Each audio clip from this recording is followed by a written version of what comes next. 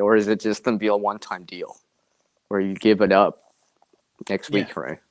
You know, it's Well, I like the mean, news you are, find that with a lot of people anyway. They yeah, do things in fads, and I know preppers that have had a prepper YouTube channel and preached it, and now no longer prep.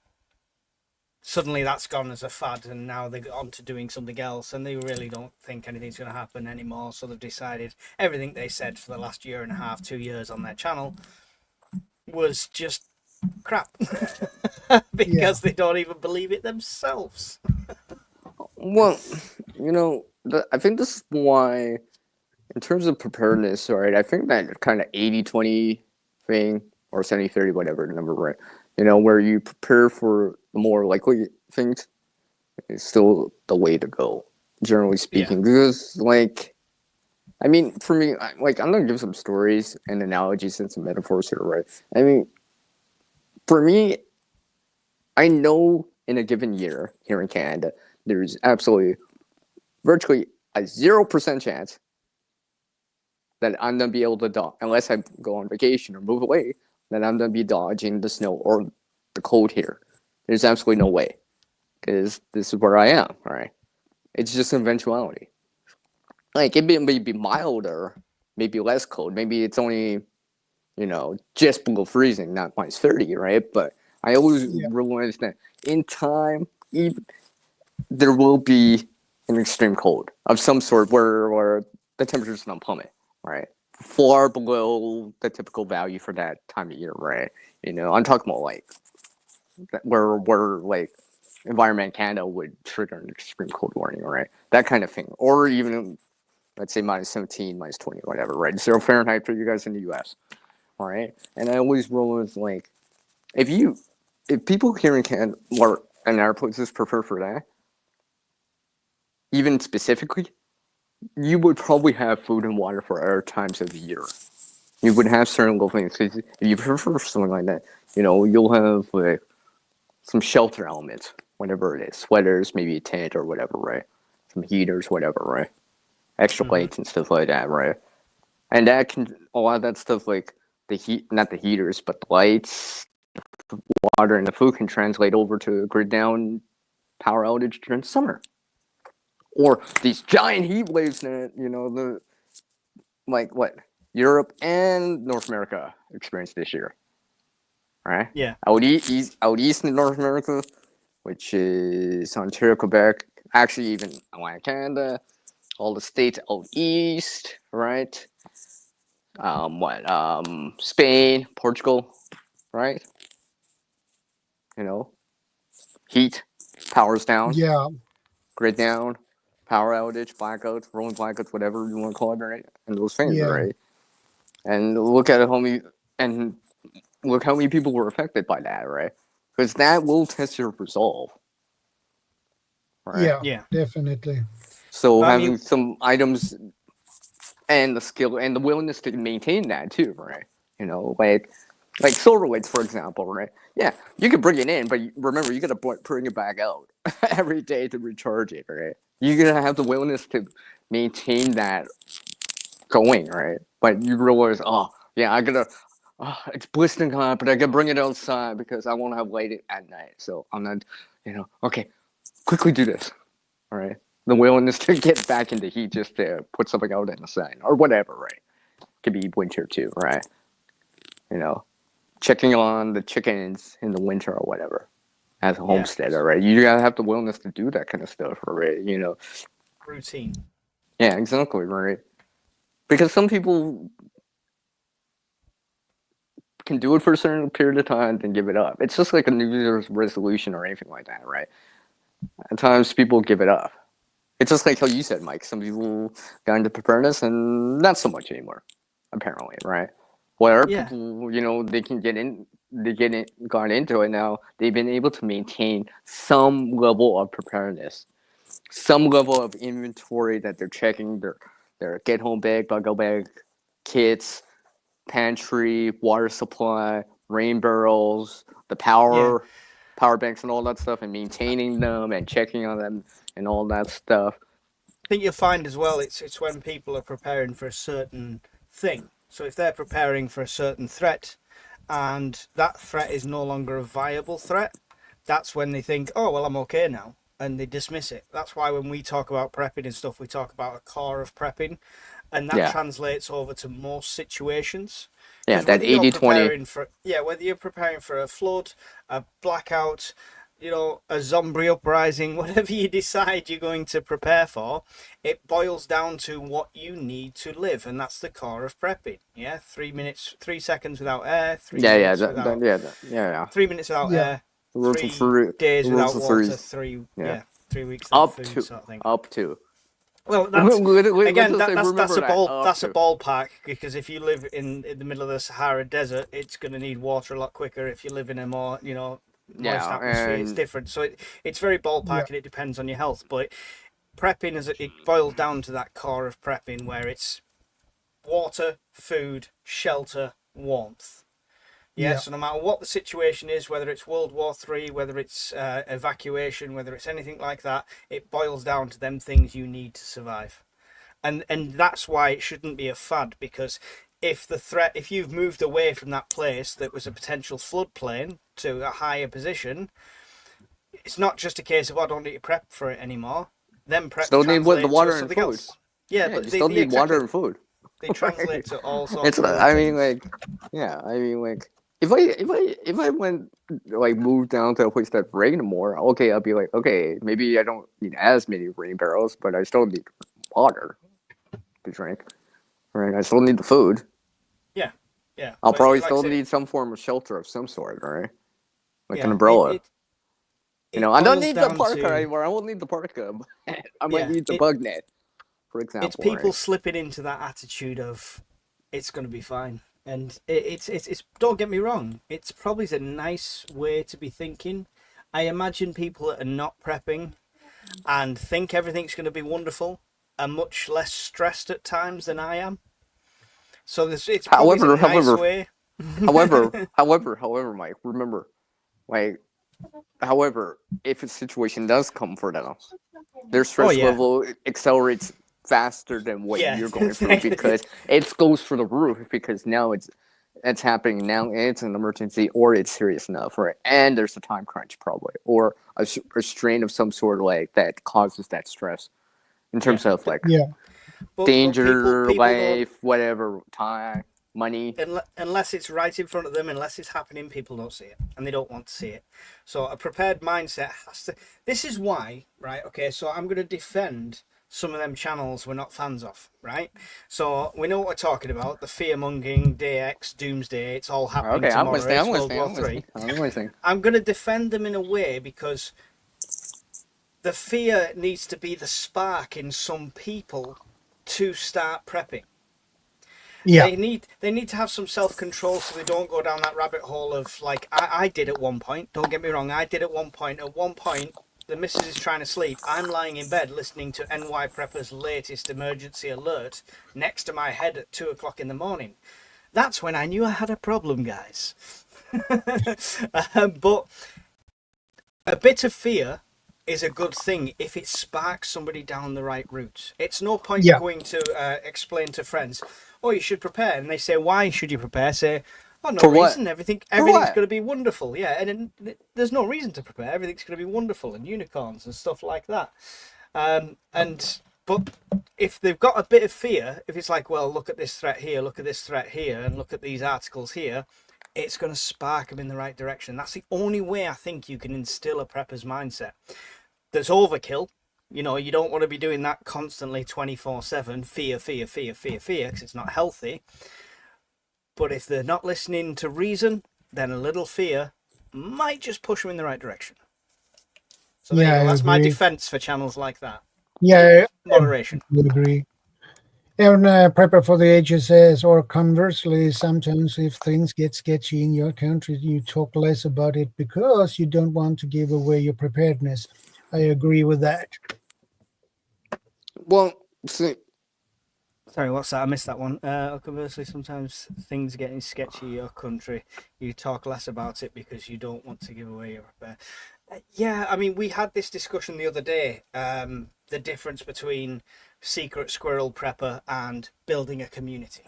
right? So Yeah. I'm sure Shadow's had the same thing that I've had, where people are like, oh, you shouldn't put your face on the internet. Oh, OPSEC. Oh, I'm just going to come and steal all your beans if it hits the fan. It's like, all right, you're going to come and good luck. That's all I'll say. Good luck. If you think I Yeah. show you everything, good luck. But Yeah. I I think mean, there's something about community that needs pushing more. And the secret squirrel people that they don't tell any, the first rule of prepping is don't tell anyone about prepping. You're going to don't be a give lone out the wolf. secrets.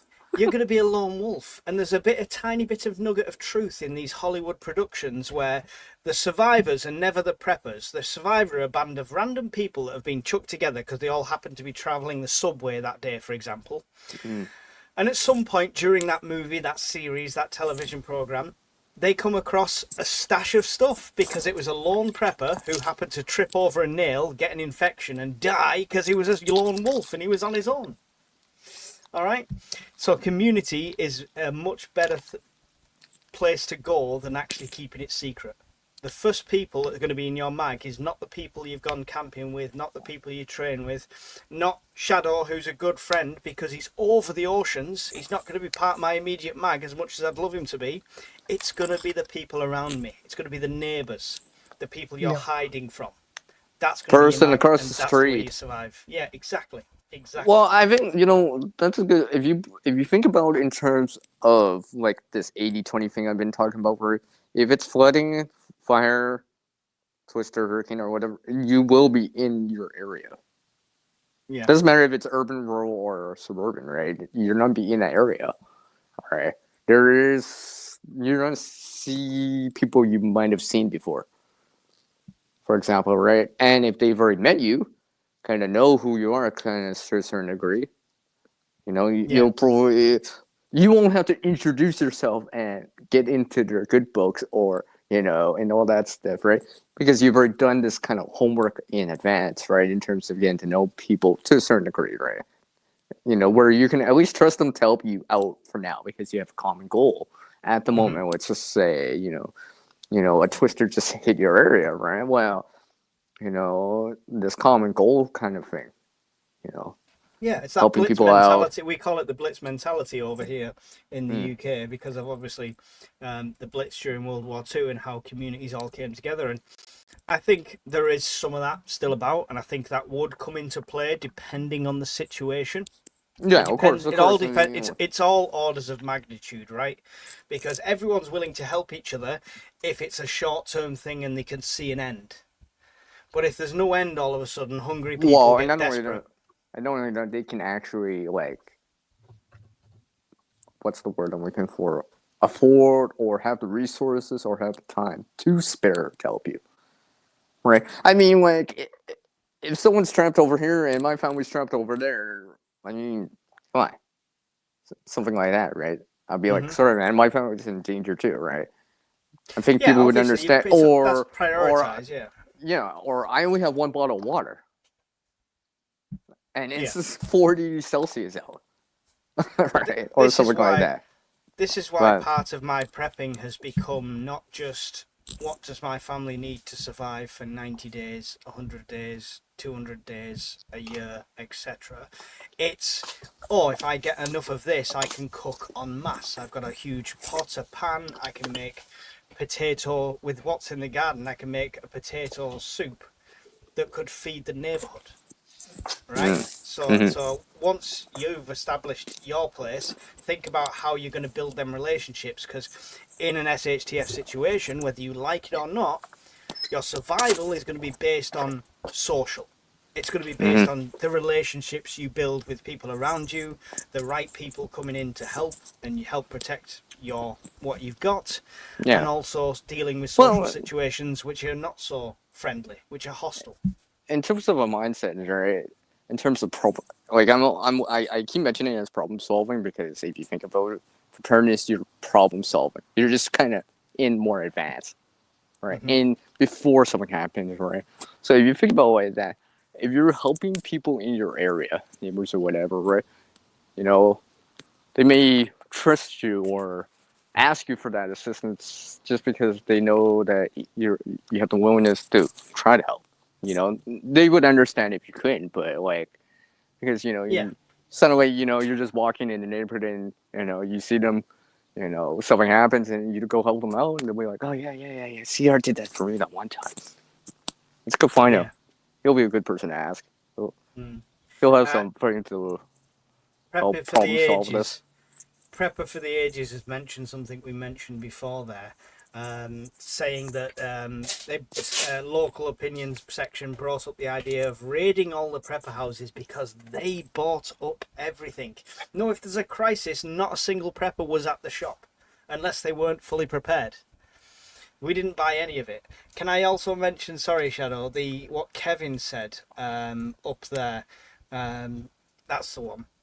I've had some success in persuading two of my best friends, they are a couple, in prepping, and they have made good progress in just a couple of months. The only reason I want to mention it, Kevin, how did you broach that subject? Let us know how you actually brought that up and how you had success in that could be persuading. another topic too. I mean, I guess we can brush by on it, but I mean, I've talked to people for, I always related into something like gardening, for example, or the wintertime here in Canada, for example, right? That's how I related in. I don't even need to relate it into prepping. I'm just relating into something that's, a yearly thing or a seasonal thing that, eventually happens, for example, right? Like if your plants have problems or whatever, or the extreme cold, or, we got freezing rain coming and all this stuff, or whatever, right? And like people can relate to it because they may have experienced it before in their life. In terms, like, almost as an analogy or as a metaphor to a certain degree, where I'm like, because when I talk to certain people, right, like if I'm talking to Shadow here or whatever backstage, right, yeah, I'm more open to it in terms of the wording, the terminology, right? But if I'm talking to someone else, right, I mentioned, like, oh, you don't do. Oh, I think I know. Oh, you do this because you don't want this happening. And they understand. I understand why they're doing something specifically, right? Like putting food in the fridge as soon as you get home, or making sure your lawnmower is working, right? Maintenance of it, right? That way you don't have to deal with it later. Yeah. For example, right? It's just like people that bring up, they're firing up their snow blowers before the winter actually hits, before that extreme cold, right? And realizing it's like, oh yeah, all right. That way I don't, like, for example, if I did something like that, like right now, right? People would be like, "Why are you doing this right now? It's not snowy." Yeah, but how I mentioned it to people is like, yeah, but if something happens and it's 30 below out, I don't want to be doing that outside if I don't have to do it 30 below. I rather do this when it's like 0, 10. You do have a bit of an advantage in Canada and other countries, I think, over us in the fact that you actually have that as a regular thing, regular season, so you prepare more for the winter, and even non-preppers still prepare for the winter. Well, I mean, like, it could be... Here, as soon as snow hits, we're like, oh, what's this horrible white stuff? Stop the world. I think it's in this... See, I will mention something. There is one person on the Doomsday Prepper show that their reasoning for preparedness is actually like pretty legit, and because I'm trying to remember his name now. He actually has a YouTube channel, right? That's why I was so surprised when I saw him. I'm like, hey, I know this guy, right? Because his channel doesn't deal with preparedness. He does like these science projects and all that stuff with solar, and he melts things and stuff like that. Right? I knew he lived in Florida, and I'm like, what's his name? Dan, I think. I gotta. I'll see if I can find a link or to a video of that, because that was the only time I actually saw where that it was very down to earth. Something a little bit more plausible, more likely, because he lives in Florida, and the storms, the hurricanes, common thing, right? Or at least more or less, right?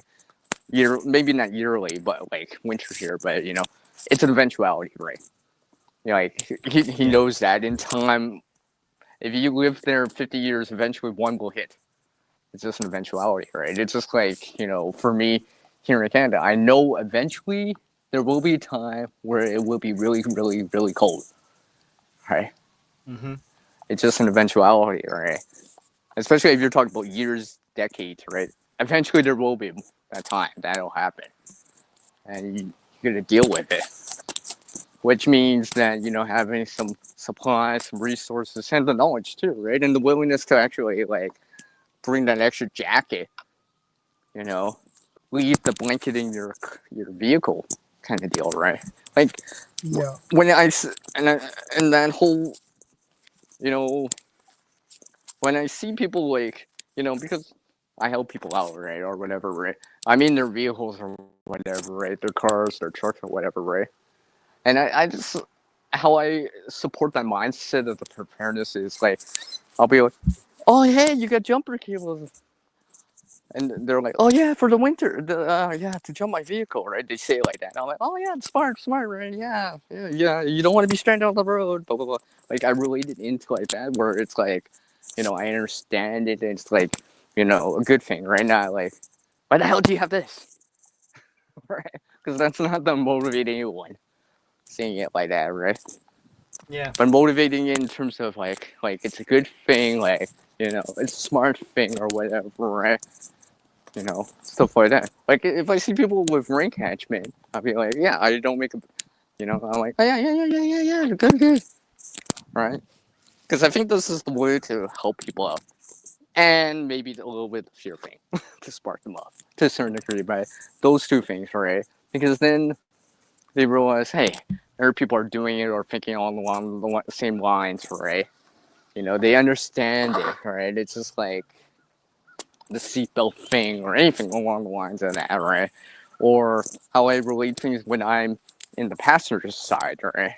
And I'm looking out for vehicles too while we're on the highway or whatever, right? Because we're in it together on the road, right?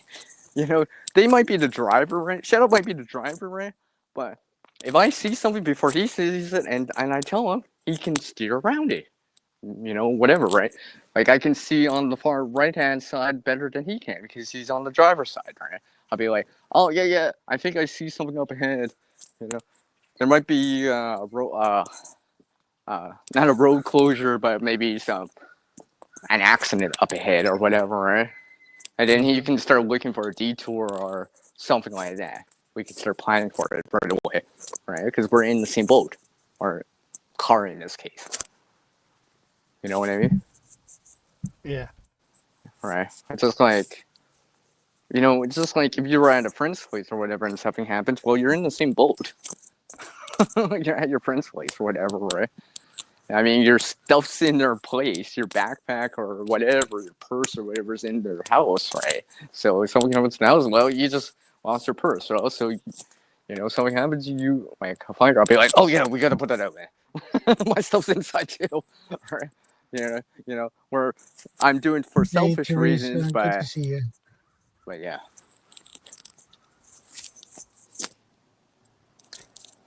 All right, and then let Mike and Shadow talk for a little bit. How's the weather? No, I'm just joking. Well, the weather here has been rainy and windy. Same here every day. No, yeah. So I mean, the whole premise was building a preparedness mindset. To flip that on the other side, Shadow, for you,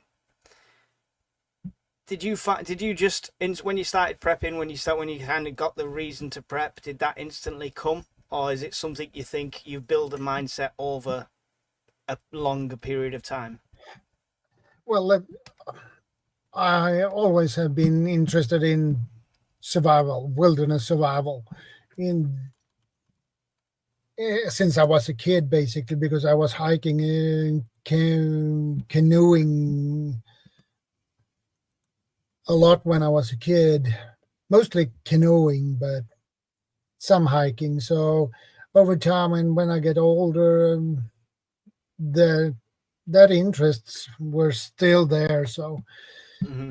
when I got older and got into the civil defense, well, I think it's time to start to begin to stock up on food and water and things like that. So Yeah, but I mean, anyone can go out to the shop, spend $200 on tins and stuff. That doesn't give you a mindset, right? What gives you a preparedness mindset over just somebody who's hoarding or stockpiling? hoarding versus stockpiling. Well, hoarding is disorganized. It's all over the place. You don't have no idea where you put your stuff. Preppers are more organized. Labeled the boxes, so you know where everything is. You say that, you should see my disorganized preps at the moment. I think the mindset comes with the plan. Like you say in organization, it would be the planning, right? So the mindset is, if this happens, I'm gonna do this, not just I've got food. Because most of us grew up with parents and grandparents who had a full pantry. That doesn't mean they had a preparedness mindset. It's just what you did. You got your monthly shopping. You had because that was common sense. It was common sense back then. Exactly. Not a preparedness mindset as such, but just common sense, like you say. I think the mindset comes in the planning and the situation planning, the scenario, playing the scenarios out in your head, things like that. There are meticulously hoarding hoarders in very nice niche areas. They are more organized in that area than most humans. Yes, very true. A lot of hoarders, that's true. believe it or not, have OCD that go alongside that. So,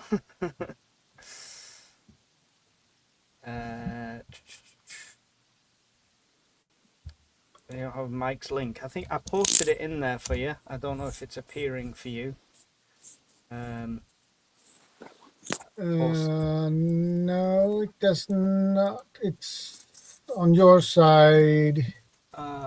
It must be on my side because she can't see it if you. I can do that. I can go this way. There we go. Is that better? There we go. There we go. There we go. There's the link for my channel, and if you go over there, go and check out the Prepper podcast where I interviewed this guy right here. Yeah. So yeah, that was fun. I'm in Shadow's room. Does he know? Quick, she's behind you, Shadow. Well, I would be very surprised if Vanessa popped up behind me in my apartment. Where'd you come from? How'd you get here? Yeah. I use the internet. Yeah. He's been naughty tonight, nipped me under the arm, complained when I put him in time out 5 minutes. Oh, we're talking about kids. Go away. Talk about prepping, guys. Talk about prepping.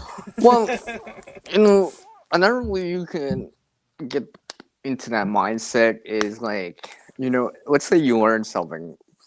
I'm not bringing cordage as an example, right? Not cordage. Not time skills. Specifically. All right, okay. Because there is times where I've applied that knowledge to different situations just because, like, let's just say, for example, your trunk won't close for whatever reason, right? It won't stay locked or whatever, right? It keeps bouncing back, right? I've seen this time and time again, right? Where if I'm helping someone with that, right, I'm like, oh yeah, I can use this quick release knot, right? I'll like, for example, or like to attach it around something real quickly, right? I'll use quick release knots, right? And I'll be like, right, or something like, let's say, or if I wanted some tension in there, I can use the taut line hitch, right? Maybe I'll start with a taut line hitch, then end off with a tumble hitch, which is basically a quick release, right? And then they see me doing this adjustable tension, right? And it's like, oh yeah, you just got to pull this, and it'll come out, and they're like, oh, nice, thanks. Yeah. Right. Right. And then people ask, where'd you learn that? I'll be like, just like anything out there, you can learn it online, learn it from other people, right? And I say, oh yeah, I use I'll I don't mention it as a preparedness thing. But I'll be like, oh yeah, I've gone camping, and this is what we use while camping, the knots, right? So I find them useful. I'm just helping you out with it, right? For example, right? Because there can be times where it can be like that, where people are trying to attach things together, right? And Yeah, they knots don't is have one of to. those. Knots is one of those skills, like Vanessa said there, critical skill to learn them young. And don't Hi, be Vanessa. intimidated if you get a book or a course where there's 3 million different types of knots. You'll find you end up reverting to a core group Yeah, of what you know and stuff like that, and what the purpose is for. And the yeah. same thing on knots to a preparedness mindset is things like pre-preparing, like jungle knots on your tarps and stuff like that, to make pitching more convenient Yeah, and if you want to easier and stuff do, like yeah, that. exactly. Like if you want to do Prusik knots in the middle line, or maybe have your starting end, yeah, you're running, yeah, the running end, right? Yeah, Yeah, is that, yeah, that end would be standard. The running end, you have a running end with like a bolt line at the end, right? If you want to do something, knowledge like toggles or whatever, right?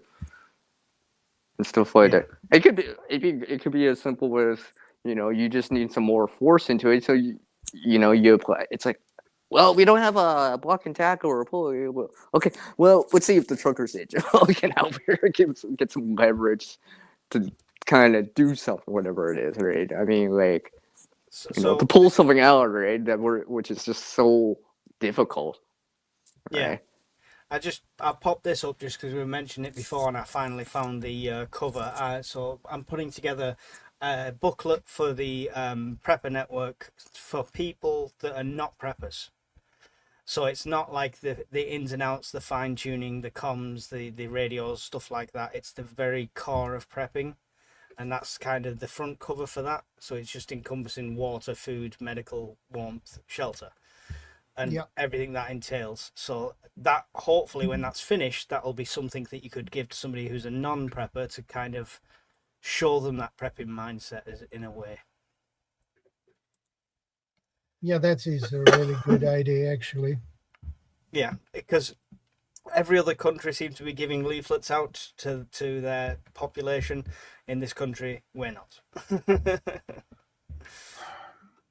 Yeah, I think your government should print up some leaflets and send to the people. I mean, people say, well, yeah, but it'll just go in people's junk mail or they'll just ignore it and stuff like that. That's probably the case, but if 2% of the population read it and 50% of that 2% act on it, that's Yeah. still more prepared than we were before. Yeah. And we did make a point of, like, we discussed this at one point, how could they force it upon people? Like, let's say the war's a real threat, like we're directly under threat sort of thing. How could you force that on people? And I think it was Scottish Prepper that said, well, you could, and they'd have to buy this, that, and the other, or they have to have this safety pack in their house at all times. But as soon as that threat had subsided, they'd all be on Facebook Marketplace. They'd all sell them. They'd just get rid of them because they don't have the mindset. Yep. Can you guys hear me, by the way? Yes. And Mark says the US has Because I'm not using reality the shows headset. that make preppers look like freaks. Yes. Yeah. No, but I mean, that's what I was showing before with that that Joe channel that came and did the media at the Prepper Meet. It's what sells, Mark. You know what I mean? It's Yeah. at the end of the day. If I spoke to a photographer and a videographer about doing a documentary in this country, I want to do a pilot episode and send it off to Netflix and hopefully get some interest. And he said to me, just a sensible documentary about prepping, it's not going to sell because there's no hook. There has to be a hook. There has to be a reason, like, oh, look at these crazy people with guns, or look at these nutters forming their own community and stuff. They have to have a selling point, and nobody wants to hear straight talking logical arguments because it makes too much sense to them, and suddenly they're worried. So it's It can't what be that sells. easy. What's that? I said it can't be that easy. What? No. I'm just saying, like they're probably thinking it can't be that easy. It makes sense as soon as they think about it, but then they Yeah. don't want to think about it because then they think, well, why have I not been thinking about this for the last 10 years? It's so much. Most people's experience of it is watching the headlines and thinking, oh wow, well that looks really scary and dangerous. That's finished. Now I'm going to watch Love Island and total nonsensical crap on TV. Yeah. Tune Look in at to the Spencer idiot Netflix box and chill. and that's the problem. I think that's why, as a planet, we are less prepared, less skilled, and less everything. Is because we spend so much time in front of a square box with pictures. And I'm not that I'm telling you guys to stop watching, keep watching, but we Don't leave the spend too screen much of our yet. time. Yeah, don't leave till we finish. But we spend too much screen time generally. If you got bored when there was no TVs, you had to pick up a hobby, a skill, a trait, do something, be active. It's just, yeah, I've completed Netflix, so I'll move on to Amazon Prime. People want comforting lies, not the difficult truth. Yes, 100%. But most of the lies in this country told by our government are not comforting whatsoever, and everything that comes out the mouth is one of them. But that's another story. Best not say too much. I'll have a knock at the door. Yeah. I never watch stuff like Love Island, or soaps. I prefer favourite YouTube channels and anything with zombies. There you go. Yeah. It's the way to go. Learn how to sew. Yep. Oh, I've got one here. Where's that gone? Look at this. Look at this. This is my little Temu special. So this is like cost next to nothing, as Temu usually does. And you pop it out. It's got 2 reels of cotton in there, and in the center little section there, it's got some needles, all different thicknesses. And surprisingly, for Temu, the quality on it and the fact that it's in a little waterproof container, it's spot on. The needles are strong. They've got good size eyes on them, not trying to thread a needle. But yeah, there you go. Little sewing kits. I've got millions of them everywhere. They're good in crackers as well. You get them in some crackers, have a sewing kit. It's funny when everyone does the crackers at Christmas, all the little random things you get in there. Like you get a mini screwdriver sometimes, you get little tweezers. They end up on the table. I pocket them all. They go into EDCs. They're great tools. How old were you when you learned to sew? 17 and a half. Actually, no. Let's say 16 to 17-year-old. Because I learned to sew for going in the army. So yeah. And when's the last time you've done it though? Now. When's the last time you actually done it though, Mike? Last week. Oh, okay, last okay. Week. I mean, like it's one thing to start off. Yeah. Oh, practice your skills. The prep meet we go to, we're with another group which are called the Midlands Outdoor Survival, or the Outdoor Survival Network, and a lot of them are like kit pimping type people. They don't just have a bag; they customize their own stuff and all this. So every time I go there, I get new ideas. So I've sewed inside my boonie hat. Inside there, you turn it the other way around. It's got a reflective tab on the side, and then inside that is a net that comes down over my head. So it's for midges, and it's also a signalling thing. So I got that idea for them. Okay, yeah, I'm doing that tonight. I'm making that tonight. I'm sewing tonight.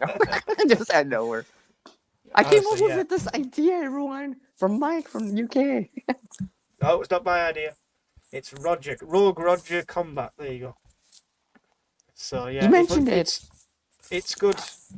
It's good to practice skills, definitely. It's the same with firelighting. It's all right knowing the principles. I've seen Castaway with Tom Hanks. I know how to start a fire. It's definitely romanticized on films and TV. Don't think you're going to rub 2 sticks together for 30 seconds and have flames. Nope. Practice this stuff and make everything easier for yourself. If you can't do old-fashioned fire lighting, make sure you stock plenty of lighters, ferrous rods. Practice with the ferrous rod. You know, or magnesium combo. I watched a thing the other day. I like the stupid survival programs like Survivor Australia and stuff like that. And it was something like that, but it was like influencers on it, so they were pretty clueless. And they had to start a fire, and they had to get grab bags. And the first grab bag had flint and steel, and the second grab bag had ferrous rods, and the third grab bag had lighters, but it was further away. And the guys that grabbed the ferrous rods, I'm watching them, and they just could not do it. And I'm thinking, this feels like the most obvious, simple skill ever, but they couldn't do it. They're just like that, scratching away at this, couple of sparks coming out and stuff like that, not really setting the tinder up properly, not rubbing a bit off in the first. Oh yeah, that. Yeah. It's just surprising how we take things for granted. We see it on TV and think, oh, we can do that. I've seen it before. Yeah, that you don't have to prepare it as much. Yeah, see, on those shows and at times the movies and all that stuff, right? They never show the preparedness part in terms of like real. I mean, because it takes a long time at times, an extra 10 minutes, right, to prepare it, just so you can spark it a few times and get going, right? Versus sparking it for next 20, 30 minutes. It could be as simple as like putting the tinder in your pocket, rubbing it, the friction rub the heat into it so it dries more, all right? Yeah. And stuff like that. You'd be surprised how even a simple thing as just rubbing it in your hands, increasing the surface area, dramatically reduces the time you need to actually keep striking using an open flame or whatever, right? Yeah. Because sometimes it will come down to that where your process or how you process your tinder initially, right? It can make a big difference. Even 10 seconds could be like to save you a minute later. Yeah. And it's about practicing that as well. It's like everyone can buy every survival book under the sun, but you don't want to be learning it when it hits the fan. So go out and practice these things. You don't have to go out and survive in the wilderness for 3 days on your own and risk your life. You could book a local campsite that allows fires and practice there. Yeah, you could go for local walks and check what you can forage. If you think in your head, well, I know if it hits the fan, I could use nettles for tea. But you've never done it, you've never tasted it, and you've never tried it, then it could be completely useless to you. So it's like wild edibles. Things. Yeah. Foraging. Yeah, exactly. It's the same thing, right? It's like, oh yes, there's wild chives over here. There's cattail. Have you actually used it to try to do something with? Like eat it, or use it for fire making or whatever, right? I've used cattail for fire making. It's very, very fast. Yeah. Yeah. You know, like you need our tinder in there or like shavings or anything to catch the. Yeah, because it's a flash. It's gone. To catch it, or else you'll just be there wasting it. But that's one of those things that you might not realize until you actually start using it. It's like, oh yeah, I got to do this step too. They didn't mention it in that video or in that movie. Yeah, because they're trying to keep the movie or video short, so they might omit a few key details or fast forward through it, right? Like this is even when I was doing I have this video out right now where I was using a paracetam rod, right? And you know, like what people don't realize is that like in that video I had to set it up in advance to a certain degree, right? You know, and I'm just did it just for kicks, just because I'm like, let's practice again. Now seems like a good time. You know, at night too, Grumpy right? Adventures is right. Grumpy Adventures is right there as well. Practice outside in winter. Guaranteed when it hits the fan, it's not going to be glorious sunshine in the middle of August. It could be the worst possible weather. But this is why you have contingencies as well. Of course. Don't just think I live near plenty of trees, so I've got firewood, I've got fuel. If you've not got any kept aside in a dry place, that could be useless for days till you manage to dry it out. So think about how you stock and stuff like that and the conditions. You know, that reminds me of this one time where I stuck my hands in like ice cold water in like minus 24 Celsius. That's minus 11 Fahrenheit, by the way. for you guys in the US, right? I did that as a challenge, right? That showed me a lot right there. To just sense that. Yeah. Because I did like the usually like people always say, oh, this like I did the whole thumb to pinky test, right, to see if I could touch them together, right? Like I had to will myself into doing that a lot more, right? And it's just like, and the things you don't experience from like video, TV shows, and movies is those physical aspects, like the heat, the pain, or the cold. You don't sense that through that medium, right? what you don't But experience is the I mental was just aspect. like, It's yeah, the mental aspect, right? yeah, because I like when I first put my hands into it, I was just like, it was this. Then I'm like, I can take my hands out because I'm like, oh, a little bit more, all right. But I used the smallest theracene rod like ever in Striker, right? Like, and I'm trying to do this, right? I'm like, and stuff like that. It really show like how like, you know, if I had to do that again, I'd be like, yeah, this is exactly how I have to do it. Yeah. Methodically, make sure my That's- tinder's there or whatever, Yeah. right? And this is without a lighter, that. right? I'm physically using my hands to doing it, right? Obviously, with an open flame like a lighter or a match, it'd be slightly different. But Yeah. I mean, I could imagine trying to do that with friction fire. Yeah. But conditioning like that and training like that is the next level of preparedness for me. It's like, so when I was doing my hike, I'd never done that before solo over that kind of distance. I didn't know how good the weather would be. I didn't know how cold it was going to be at night. Part of the training for that is I did the Wim Hof method, which is where you get in a shower and then 10 seconds before the end, you turn it to ice cold and you stand there and you take it.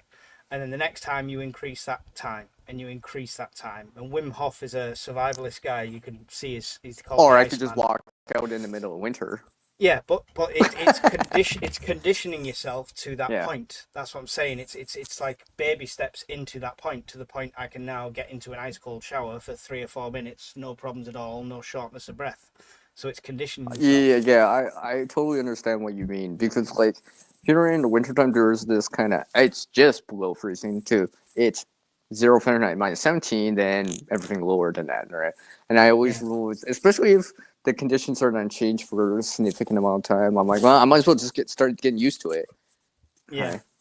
Because it's just gonna get colder, right? So it's just like I might as well get more comfortable, or at least not really climatized to it, but like more comfortable to it, right? Where I'm like, yes, I know it's cold, but you know, but it's you need to practice them skills, like Vanessa just said there. Mm-hmm. Ever start a fire in extreme cold or wet conditions? Can you get it done before you're hypothermic? This is why you don't want to be learning on the job. You want to learn now while you can control that environment. You can have that safety net. Exactly. Exactly. Right. I mean, so that's like, why you train, so that it becomes second nature when you're in that situation. I remember this one time. I'm walking like 10 kilometers for 3 hours in like -20. It was like, your nose looked cold. I'm like, yeah, but I was trying some stuff out and understanding it, all right. And then I did have a safety net because the grid's up, right? I could have walked into any building, any whatever, right, and warmed up, but I'm like, no. I'm gonna simulate this as like, hey, it's in the middle of the night. I can't just simply go into a place. Yeah. For example, or I gotta walk home, let's say a vehicle or whatever, like, or something like that, and I gotta walk back, right? Yeah. To simulate that. Yeah, definitely. At the end of the month, I'm cycling. At the end of the month, I'm cycling to Scotland, 260 miles, no hotels, no support crew, nobody moving my stuff, me in a trailer taking everything I need to survive that. That's a simulation in a controlled environment. That could be a bug out method. That could be a bug out location. It's roughly the distance to one of my bug out locations. So it's a test, but I'm in that safe environment where if it hits the fan halfway through and I need to call somebody, I still can. Yeah. Yeah, like it could be like for me. This is why I don't mind doing some of this winter stuff. The only thing is, it's hard to record it. See, it's not that I have problems with doing it at times; it's actually recording it because my device just gets so cold and some of these temperatures. I'm just like, so some of these clips I show is really short because literally my phone's like freezing. All right, I'm good.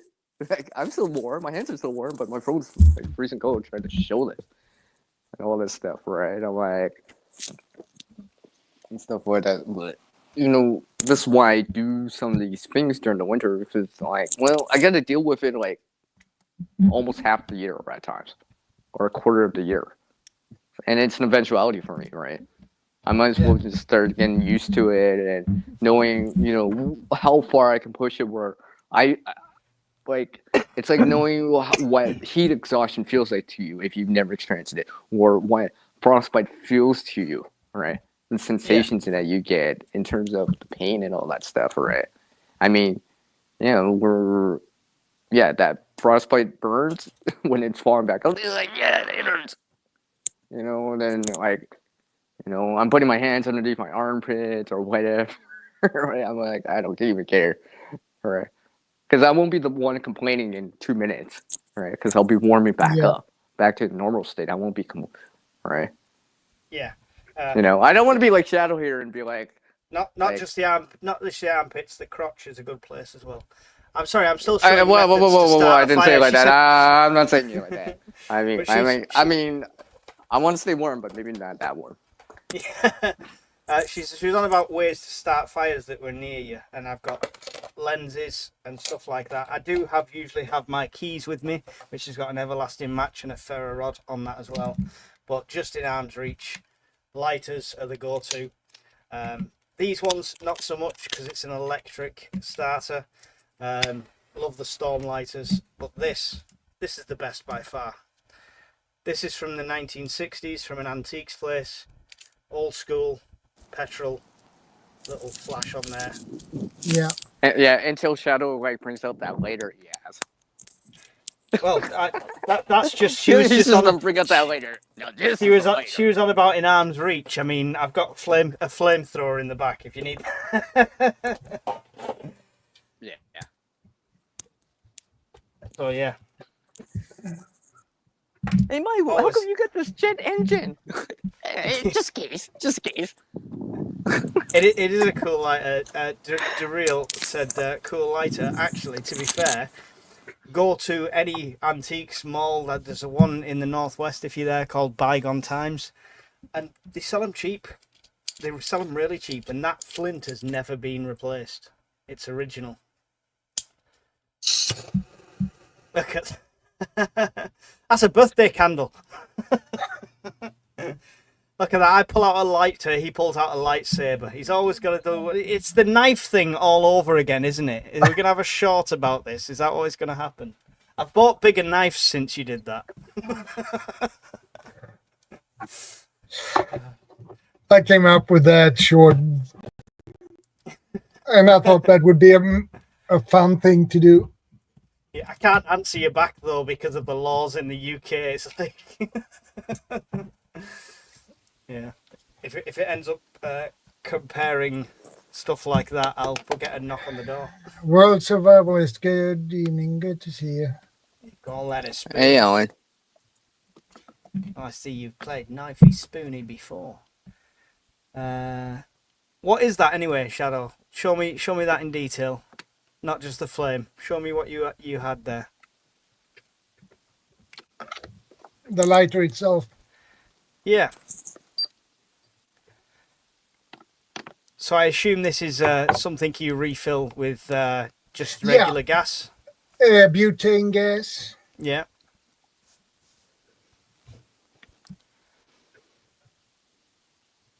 Right, okay. So that whole handles a gas canister, I assume. Is it electric ignition then? Actually, I have no idea.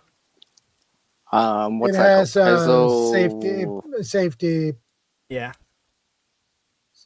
So you don't accidentally. So is it a click when it fires, like a spark, like an oven? Yeah. So it'll be a little spark charge, like the lighters. Yeah. Yeah. That's cool. What function did you have in your mind when you purchased it? This is basically a storm lighter, basically. I know, but you wouldn't want to get your cigarette too close to that, right? look, it's over 1,000 degrees Celsius on this one, so you can burn. You wouldn't your even have face to get off. close. Oh, look, I've got 3 hands. 2 feet away, you'll be able to do Yeah, I it. can see that. She's just dropped my keys off because we were talking about ways for fire. So this was a present from the missus, actually, which is the everlasting match things. But it's not just a match because it's obviously strikes with like a ferro rod on the side. And trying to do this on camera, I'm probably just going to fail miserably. But And not only that, you got accelerate in your pocket. yeah, there you go. So they're cool, and you just pop it straight back in there. I've never played around with those. Yeah, they're I've cool. seen them around. This is my EDC keyring that I can never Yeah. drop my keys without hearing them a mile away. There's my knots. That's some keychain. Yeah, it is. Everything just gets added to it. So I've even got completely innate emergency jewelry just for the sake of having emergency jewelry, you know.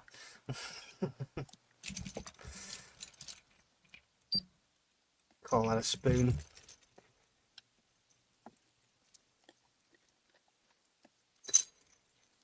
There we go. Prepping mindset. That should be displayed on just my keys.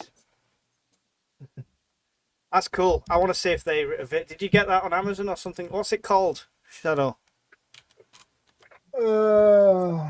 This is Scandi Mega Torch.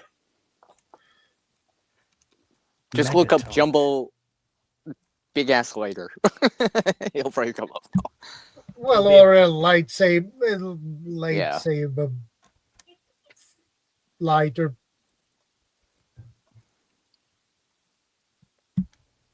Nope. It says... Computer says no on UK Amazon.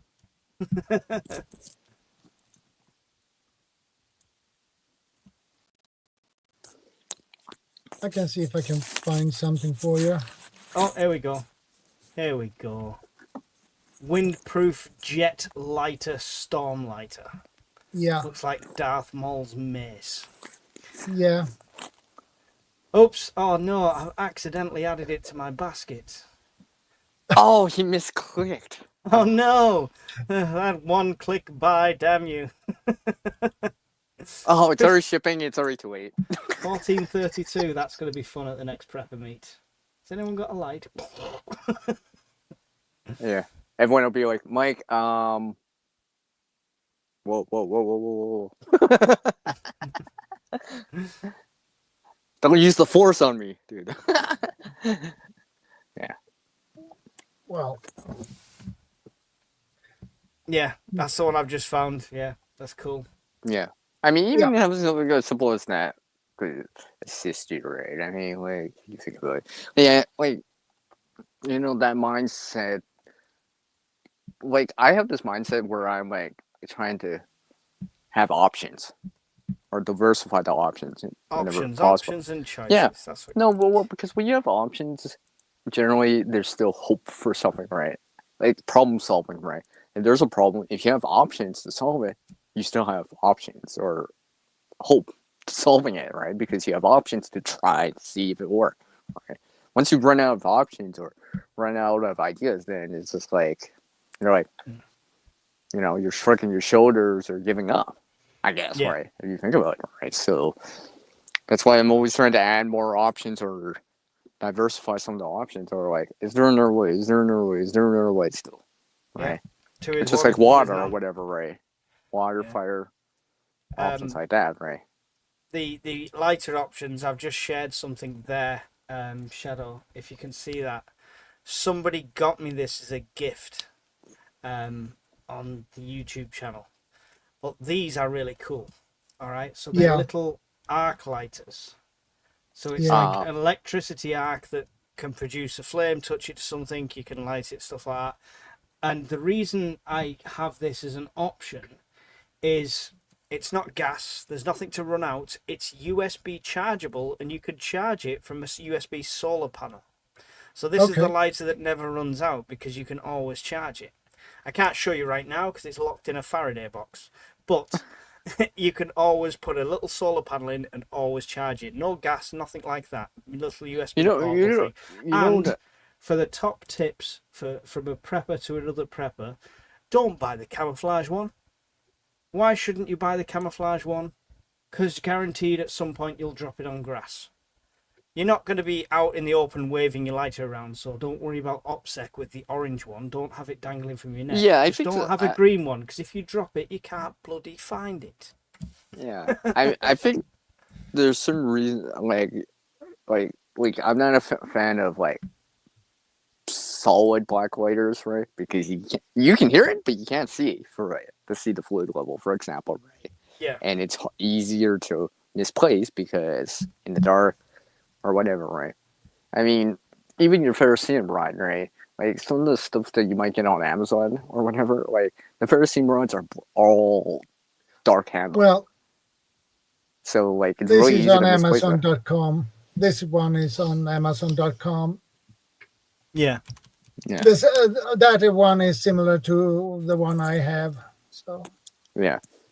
Because I imagine if you're actually using that in a serious situation, right? I think if you're trying to start a fire, I think the last thing you're worried about is the op spec of like your tool, because you're going to be generating like a flame or smoke. Yeah. To a certain degree, right?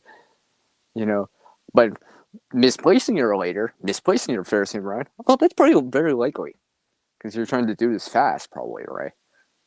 You know, whatever, right? This comes down to organisation. Organise your kit, organise your bag, know where everything is, and have contingencies upon contingencies. Yeah, I mean, like, there's that famous, well, now he's famous on I YouTube have to anyway. take a bathroom break. I'll be back in a minute. Yeah, No anyways, he was on alone, right?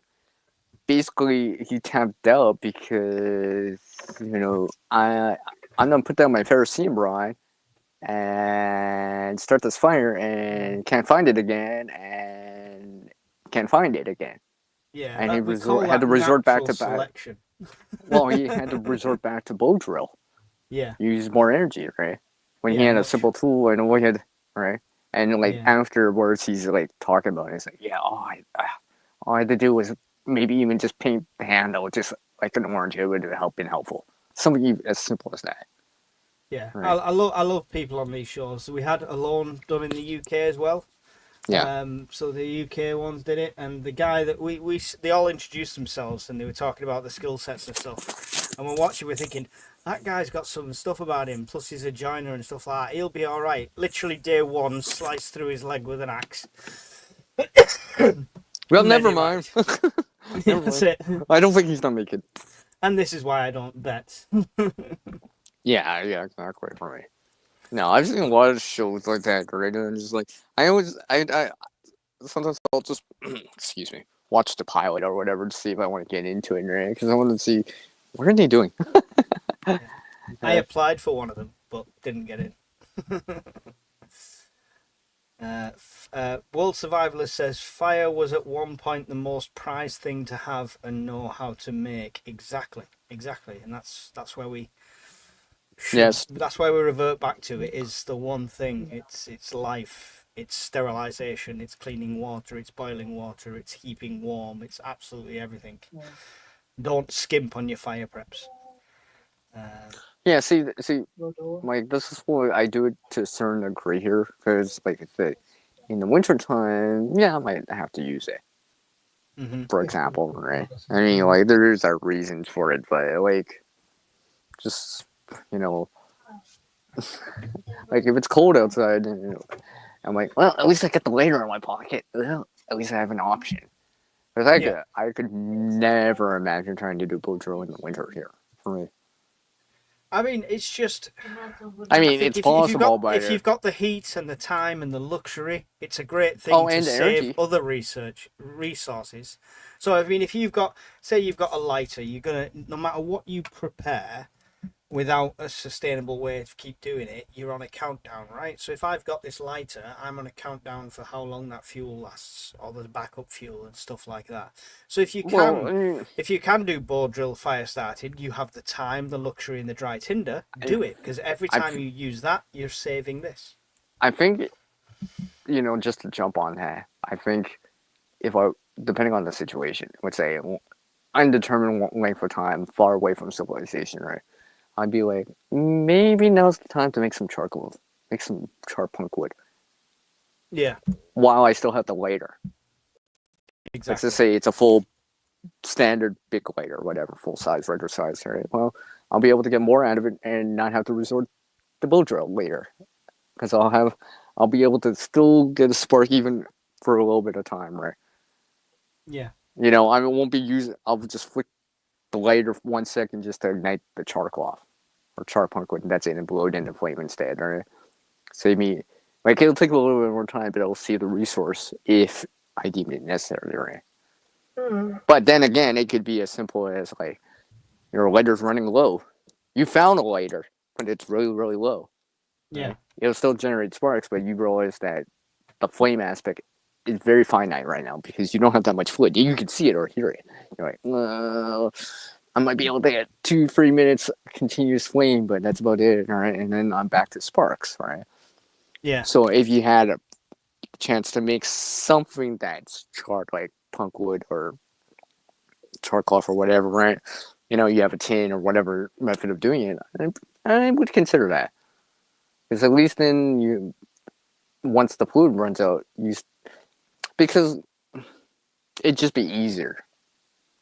Yes, I've started use sparks from lighter to ignite stuff, right? Birch bark or whatever, but I mean, the char punk wood or char cloth, right, just kind of takes everything out of that. Now you just have to find dry tinder and you're good, because you blow it in the flame. As long as you can start the charcoals, and you still have something, right, at the moment, right? Because even the Yeah. simplest spark at times can ignite that, right? The lightest of sparks, right? Obviously, like flint and steel and stuff like that, right?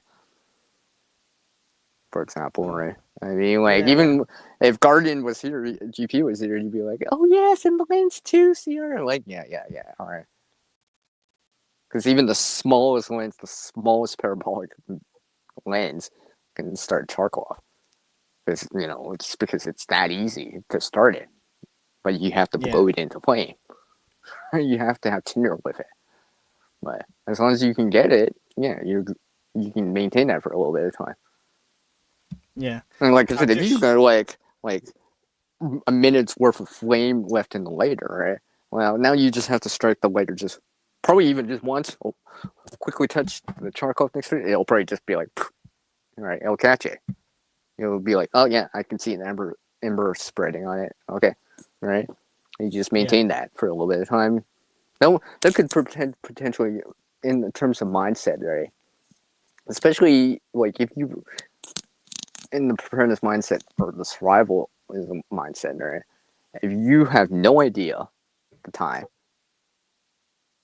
right, and you're gonna get rescued, or maybe like you left a note but you got injured on the first day. I said I was gonna be back home in 3 days from now, so they're not gonna be searching for me the next 3 days anyways, because they don't even know, and I can't get a hold of them.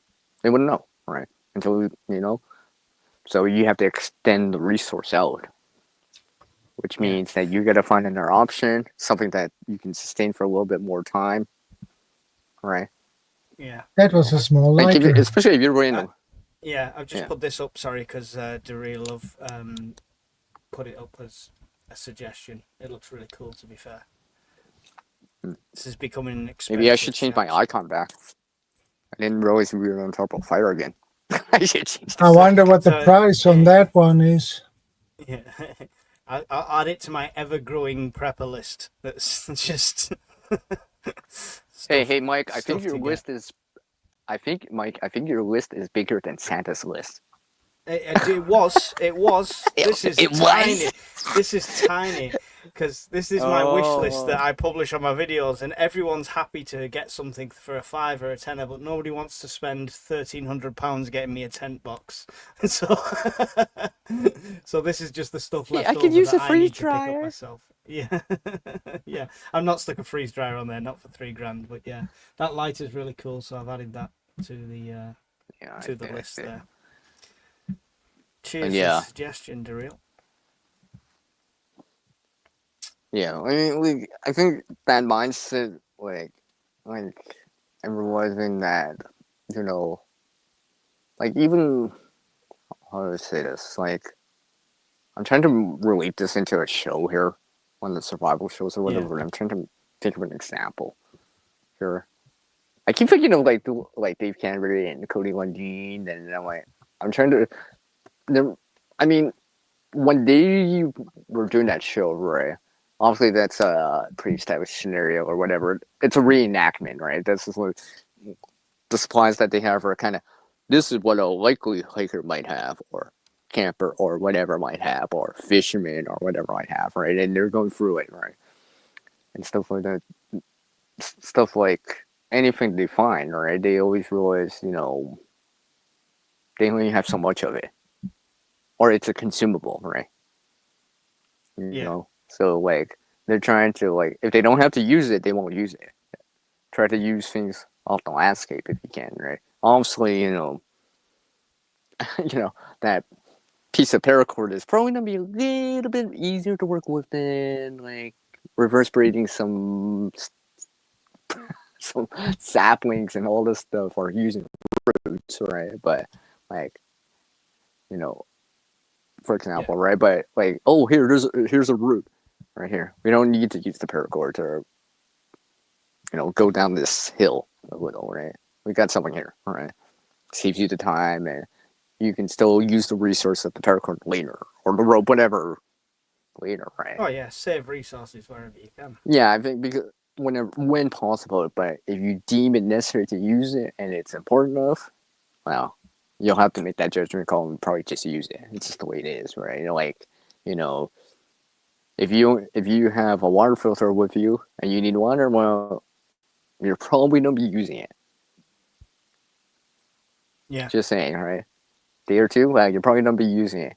You might find ways to try to extend the life of it, which is, I mean, this is a long scenario with the water, but I'd be like a grid down or whatever, in terms of let's say a longer term power outage or whatever, right? Let's say I gotta use water filters, right? You gotta filter, I've ran out the stored water or whatever, right? No more bottled water, right? It's not raining, or maybe it is raining or whatever. I'd be like, okay, well, I don't know how much longer this might go through. I better extend the life of the water filter by I'll pre-filter the water first. That way my good filter doesn't have to do so much. I might have to wait a little bit longer. That's good but practice this might anyway. extend the time out just in case this scenario goes longer. It's just in terms of flashlights, lights, headlamps, and all that stuff, right? I think the common thing to say on a lot of the channels, even some AI generated and AI voice channels say it too, where they're you don't have to have your flashlight on high all the time.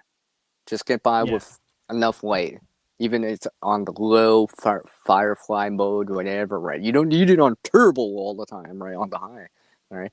You save that for when you need the distance or see the whole area very brightly, right? You don't need to be like, hey, I need to see what I'm writing, right? I just need enough light to see it. I don't need oh, it's gonna be 10,000 lumens in front of me. I gotta see everything, right?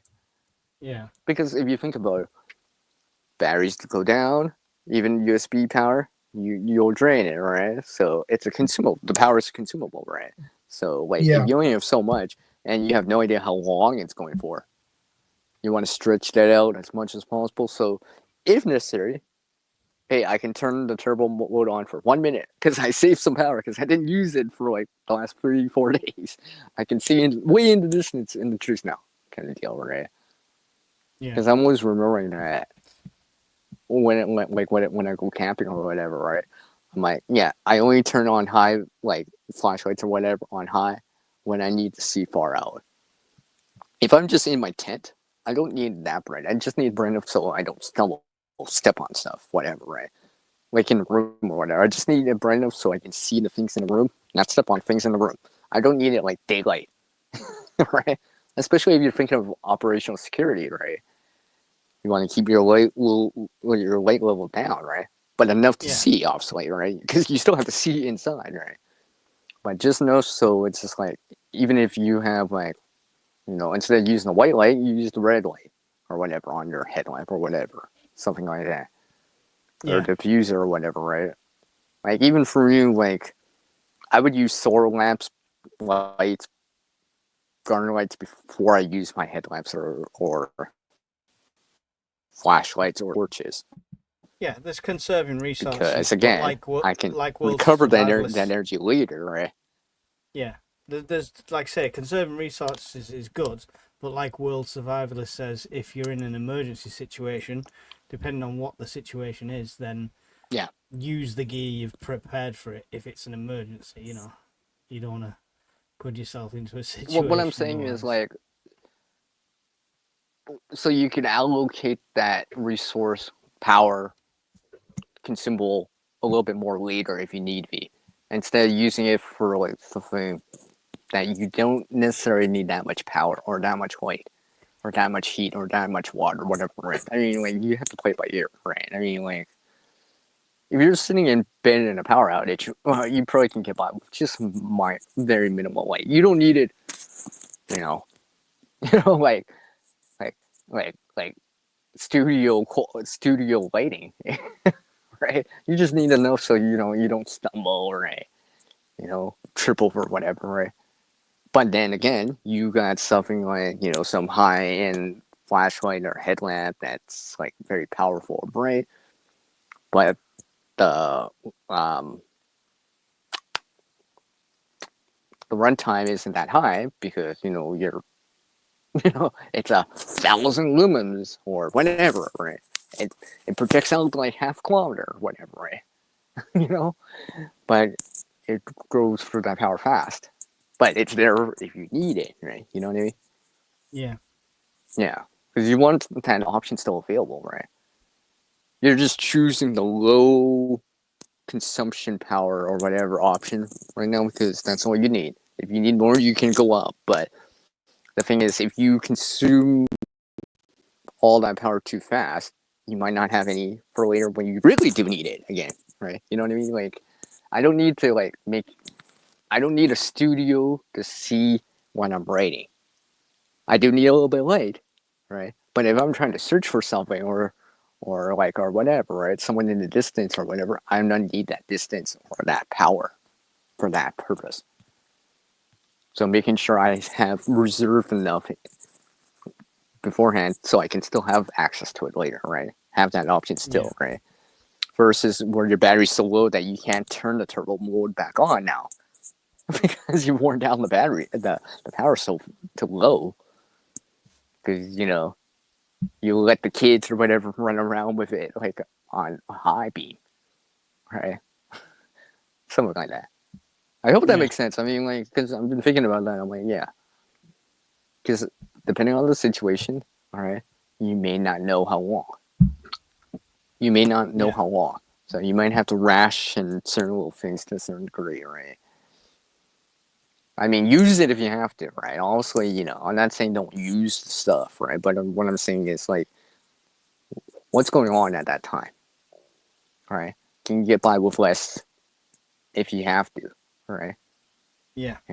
Especially if the situation lasts longer than you think. But yeah, it's all situational dependent. Somebody was telling me about at the last prep meet. Somebody was telling me about the lady in Australia that died because she had rationed her water so much that she died of dehydration with water in her bottle when they found her. Yeah, I mean, like, I've done that before too, and I'm like, yeah, let's not go for that heat exhaustion, or even minor heat exhaustion like that again. So, like, you have to make that judgment call. Like, we're not making the call for anyone, right? Because you're the one using this at that time, right? Whatever the situation is, right? At home, you're on the road, whatever, in the middle of the desert, well, you're gonna make that choice. Right. Sorry to interrupt. If I'm you gonna need have it, you need it. shit. I'm gonna have to go. Yeah. Okay. Take care, Mike. It's No awesome. problem. So, cheers, gents, and I will speak to you all again soon. Anyone who's watching on my side via the link, just go over to Shadow Scout Swede, where the live will continue. If you want to continue listening over there, so make sure you go and. This check is where out you his drop the channel if link you've not already. on your channel. I mean, on your Yeah, I can. chat I can do that before I go. to redirect people. Yeah. Yes. All right. I'm a rubbish I didn't realize you YouTuber, were leave me alone. co-streaming. I I didn't just realize you were streamed out co-streaming. as well. Yeah. Right. Let me. Just I don't want to put this embarrass in. myself in front of your audience. That's all right. They're used to me doing it. So I'll pop a link into his channel. Okay. Oh, Mike did it. Okay. Link into his channel there. So come back over and make sure you watch it. And every Saturday, he does a live stream, or most Saturdays that he can when he's not available. Always a font of knowledge on here. Come and check him out. So from me, guys, I will see you later. Shadow, always a pleasure. See ya. Take care. Always a Speak to you. pleasure. Catch you later, guys. Take care, Mike. Here, Mike. Yeah. Yeah. But yeah, so that's one thing I always keep in mind. Because, like, about the resources like that. Because, like, if you're out camping or whatever, right? Because it takes time to recharge something or to refill something at times, right? So, Yeah, it depends like, on what even, you have. yeah, I mean, like, like, the later the arc later that Mike was showing, right? Yeah, you can recharge it, right? But it still takes some time to fill something up so you can start using it again. Right? And so, even your phone. Yeah. Like, if you drained it all the way till dead, where it's flashing, right? And it won't turn back on. Even if you plug it in, you still not necessarily can't turn it back on yet because it needs enough power to trigger it to get back into your, like, oh, welcome, or to your home screen, or, that kind of thing. Like, or what I call the desktop, where you can actually see it turn back on, right? It needs enough power to get to there, right? Yeah. And stuff like that. So, like, because I know Reliable Purpose says it. I know Dustin says it too on his videos. Yeah, Right, where Mark, I'm on 4+ hours now. 4 hours and 22 minutes to be exact. Like, Reliable Purpose says it too, where Dustin has said, like, and a lot of the other channels have been saying, like, like, and the power goes out or whatever. Well, if your Wi-Fi's out, you might as well just turn Wi-Fi off. You might as well just turn it off because you're not going to be using it anyways. So you might as well conserve your power. You know what I mean? That kind of thing. Yeah. I've been hearing about this more and more, and it makes sense, right? It makes sense, right? It seems like common sense, right? But then, in the heat of the moment, right? Some people, that mindset, right? People forget about that, right? Or they leave it on the whole time, right? I'm like, if I lost power, like, obviously not right now, but I'd be like, well, Wi-Fi's out, and I might as well just turn off Wi-Fi. Because it's just a waste of power, because I'm not using it anyways, right? Yeah. And stuff like that, right? Because if you look at it in terms of, like, the later or whatever, the fluid or whatever, right?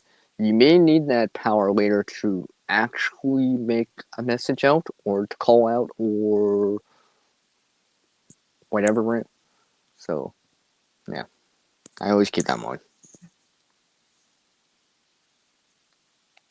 I thought Mark was then come back on. I was really hoping Mark would come back. No, he says, see you, good Did night.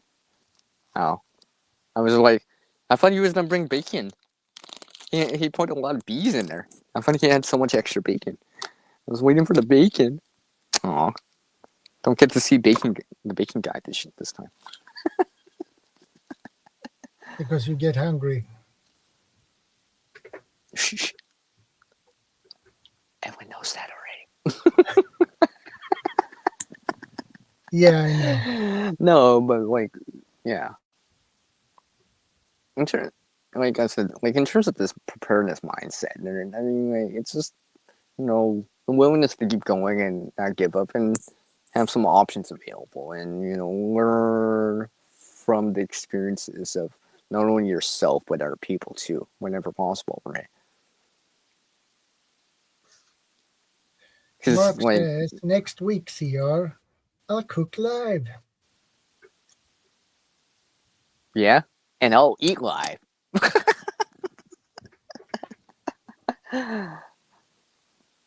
Oh, yeah, yeah.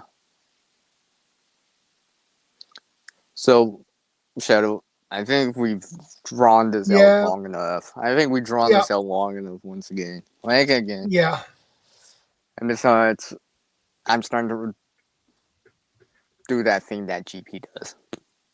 Ramble. yeah, I'm starting to do that. yeah. Because we GP has a don't, yeah, yeah, tendency because to we don't have another ramble. tangent to go on and we're sticking to the topic. So, I mean, obviously I can go on other tangents, but Yeah, now actually, I'm just Mark, I need summarizing to go everything to now. bed. So, did you come up with some topics for next week or the week after yet? The missus probably have one suggestion. I will need to check with her first. Well, like I said, Might National be. Preparedness Month is coming up. Since September is coming up soon, we're Yeah, halfway through this month, right? So, like, it's coming around in the next like 2 weeks, right? So, I mean, personally, I've lined up a few things in advance, so yeah, because I want to see what people are going to be talking about this year. I mean, honestly, there'll be common things, but like certain little things, maybe certain little things might be more on people's radar. A lot more like the food aspect or the water aspect of it, right? yeah. And Mark And says, staying. time to go, CR. Say good night. Oh, night, Mark. Even though it's the middle of the afternoon for us. I'll I catch you later, Mark. think it means that I need to go to bed. All right.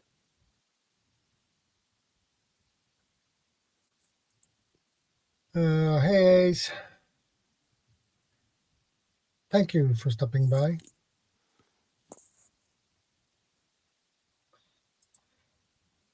Well, I'll wrap things up now, guys. First of all, thanks for stopping by. I appreciate it. And I will see you next Saturday. It's same time, same channel as usual. And, well, don't forget, be part of the solution, not the problem. And God bless. Take care, everyone. Take care. Stay safe.